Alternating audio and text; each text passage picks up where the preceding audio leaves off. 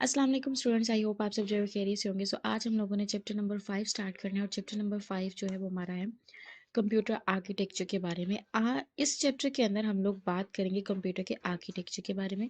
So computer का जो सबसे पहला डिज़ाइन है, या आप लोग कह लें कंप्यूटर के आर्किटेक्चर का जो सबसे पहला डिज़ाइन प्रेजेंट किया गया, वो था वॉन न्यूमैन की तरफ से किया गया था।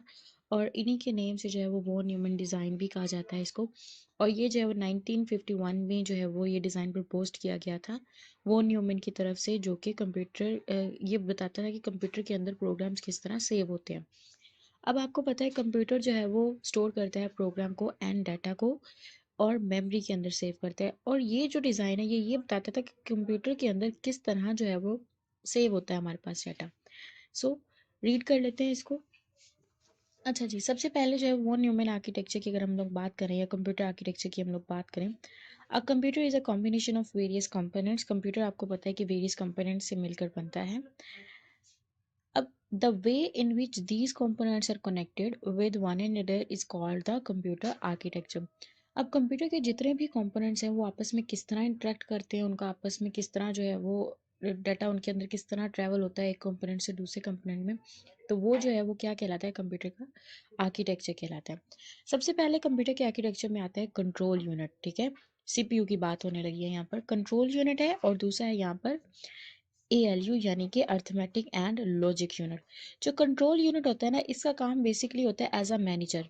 इसने क्या करना होता है, कंट्रोल करना है सब कंपोनेंट्स को, मैनेज करना है सब कंपोनेंट्स को, या फिर आप लोग कह लें सुपरविजन करनी है हर कंपोनेंट की। क्लियर हो गया यहाँ तक? अब कंट्रोल यूनिट जो है वो कौन कौन से काम करता है, सबसे पहले जो है वो कंट्रोल यूनिट क्या करता है, फेच करता है इंस्ट्रक्शन को मेन मेमोरी से।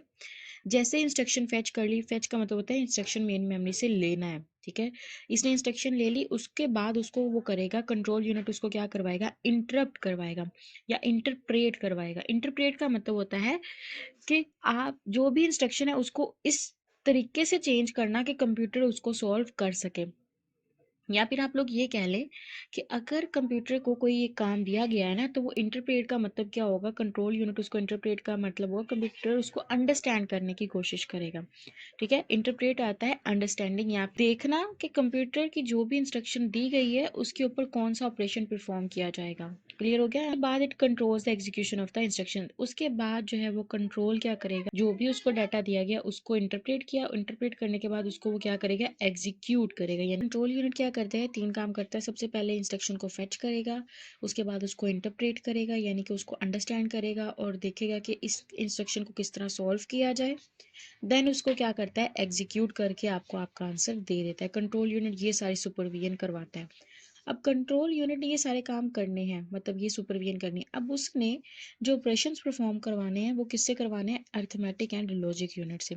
जो सीपीयू का ये वाला पार्ट होता है ना, सीपीयू के इस पार्ट ने बेसिकली जो है वो मैथमेटिकल ऑपरेशंस करने हैं परफॉर्म, या फिर लॉजिकल ऑपरेशंस करने हैं। अर्थमेटिक यूनिट के अंदर क्या होता है कि ये बेसिक फंक्शंस परफॉर्म करेगा, लाइक सब्ट्रैक्शन, मल्टीप्लिकेशन और डिवीजन। लॉजिक यूनिट के अंदर सारे जो है वो दो डाटा को कंपेयर करके ग्रेटर देन देखना है, लेस देखना है, या फिर इक्वल देखना है।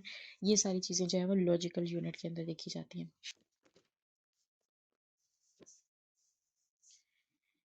सबसे पहले हमारे पास आता है सेकेंडरी स्टोरेज डिवाइसेस, यानी कि हमारी हार्ड डिस्क आ गई। ठीक है, उसके बाद हमारे पास रैम है। रैम के बाद हमारे पास सेंट्रल प्रोसेसिंग यूनिट है। सेंट्रल प्रोसेसिंग यूनिट के बाद इनपुट आउटपुट डिवाइसेस है। और इनपुट आउटपुट डिवाइसेस में क्या क्या होता है, कीबोर्ड, माउस, मॉनिटर, ये सारी चीज़ें हो सकती हैं। यहाँ पर बसेस का इस्तेमाल होगा, चैप्टर में आगे जाके आपको पढ़ाई जाएंगी बसेस।